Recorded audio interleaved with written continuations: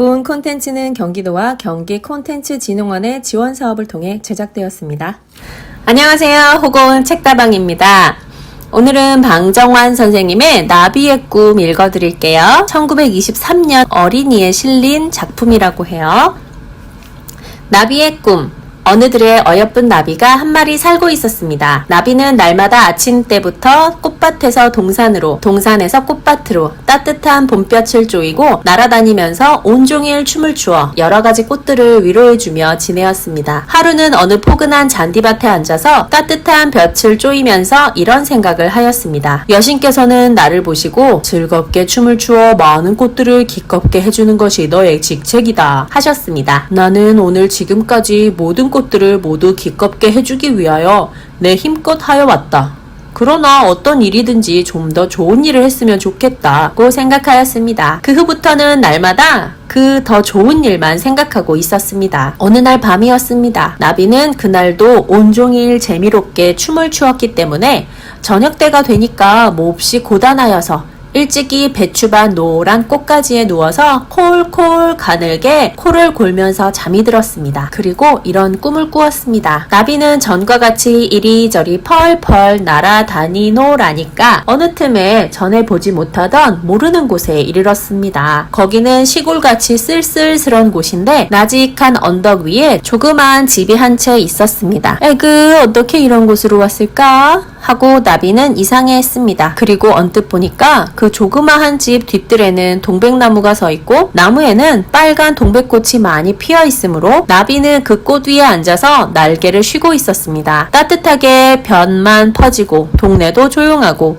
이 조그만 집도 사람 없는 집같이 조용하였습니다. 그러더니 이 빈집같이 조용하던 집에서 나직하고 조심스러운 소녀의 소리가 들리었습니다. 이에 민수야 얼른 나아야 약을 먹고 얼른 나아야 아니하니? 내가 이렇게 알아 누웠기만 하면 누나가 쓸쓸하지 않으냐? 분명히 병든 동생의 머리맡에 앉아서 근심하는 소리였습니다. 그러니까 그 병든 동생이 기운 없는 말로 대답하는 것이 들렸습니다. 누나 나는 약 먹기 싫어요. 서서 어떻게 먹어? 약보다도 나는 동산에 가고 싶어요. 살구꽃하고 복사꽃이 피었겠지요?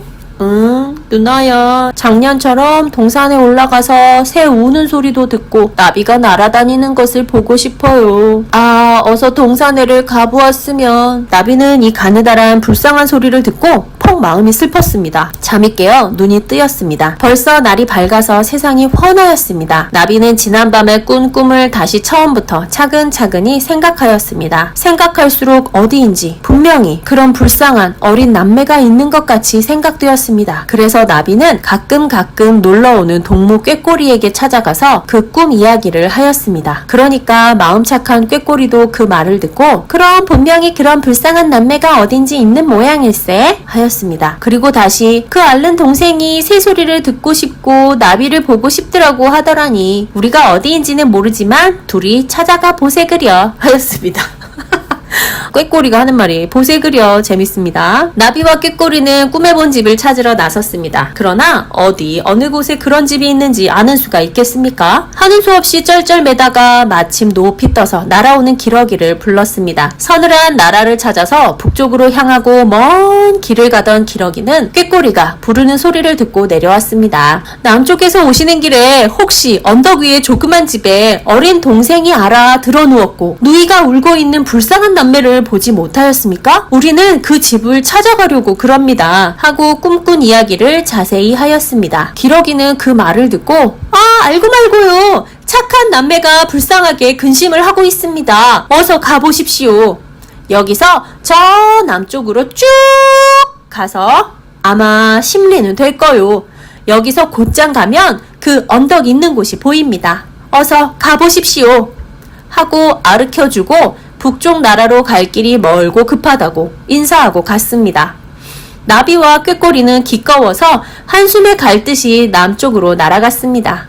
한참이나 가니까 언덕이 보였습니다. 그 언덕 위에는 꿈에 보던 그 조그만 집이 있고 뒷뜰에는 꿈에 앉았던 동백꽃도 피어 있었습니다. 어떻게도 반가운지 여기다 하고 나비는 꾀꼬리를 데리고 동백꽃 나무에 앉아서 아가씨 아가씨 문 열어주십시오 하고 불렀습니다. 그러나 아무리 불러도 방 속에서도 아무 대답도 없었습니다. 그러니까 꾀꼬리가 아무리 부른들 알아들을 리가 있나 하고 이번에는 자기가 그 어여쁜 목소리로 꾀꼴 꾀꼴 꾀꼴꼴 하고 노래를 불렀습니다. 그러니까 방속에서 깜짝 놀라는 듯한 소리가 나더니 방문이 드르륵 열렸습니다. 꾀꼬리는 그냥 자꾸 노래를 불렀습니다. 방문을 열고 내다보는 사람은 12살쯤 되어 보이는 얌전한 소녀였습니다. 꾀꼬리와 나비가 나란히 앉았는 것을 보고 몹시도 반가워하면서 마치 반가운 사람이나 만난 듯이 기뻐서 어찌할 줄을 모르며 사람에게 하는 말같이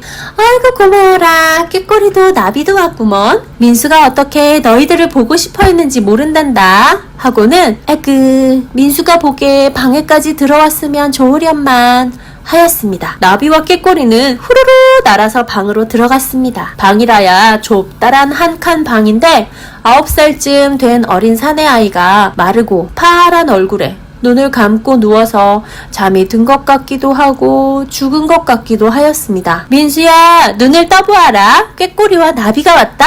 하면서 소녀는 동생을 부드럽게 흔들어서 깨웠습니다. 꾀꼬리는 목소리를 곱게 내어 재미있고 씩씩하게 꾀꼴 꾀꼴 꾀꼴꼴 하고 노래를 정성껏 불렀습니다. 나비는 그 노래에 장단을 맞춰서 제주껏 화려하게 춤을 덩실덩실 추면서 병든 어린이의 자리를 빙빙 돌았습니다. 그야말로 세상에서 들을 수 없는 훌륭한 음악이요 진기한 무도이었습니다. 거슴푸레하게 떴던 병든 소년의 두 눈은 점점 크게 떠지면서 생기가 나면서 춤추며 돌아다니는 나비를 따르고 귀는 아름다운 꾀꼬리의 노랫소리를 정성스럽게 듣고 있었습니다. 꾀꼬리와 나비는 열심히 재주와 정성을 다하여 노래를 부르고 춤을 추었습니다. 그러니까 병든 소년의 눈을 점점 광채가 나기 시작하고 파란 얼굴에는 붉은 혈기가 점점 돌아오더니 이윽고는 긴 겨울이 지나도록 한 번도 보지 못한 웃음의 빛이 그의 눈에도 입에도 보이기 시작하였습니다. 그것을 보고 꾀꼬리와 나비는 기운껏 피곤하기까지 노래와 춤을 추었습니다. 그날 밤에는 소년의 따뜻한 주선으로 그 집 처마 끝 동백나무 그늘에서 자고 그 이튿날도 방에 들어가서 노래를 부르고 춤을 추고 하였습니다. 어린이의 병은 차츰 나아지고 기운과 정신이 나날이 새로워졌습니다. 나비와 꾀꼬리는 그 이튿날도 또 그 이튿날도 쉬지 않고 노래와 춤으로 병든 소년을 위로하였습니다.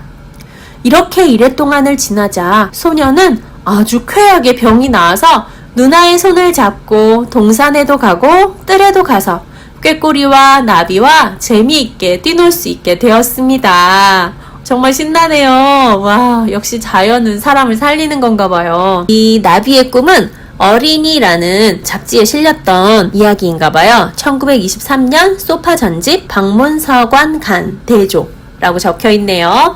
네, 아주 재밌게 잘 읽었습니다. 여러분, 오늘은 여기까지입니다. 안녕히 계세요.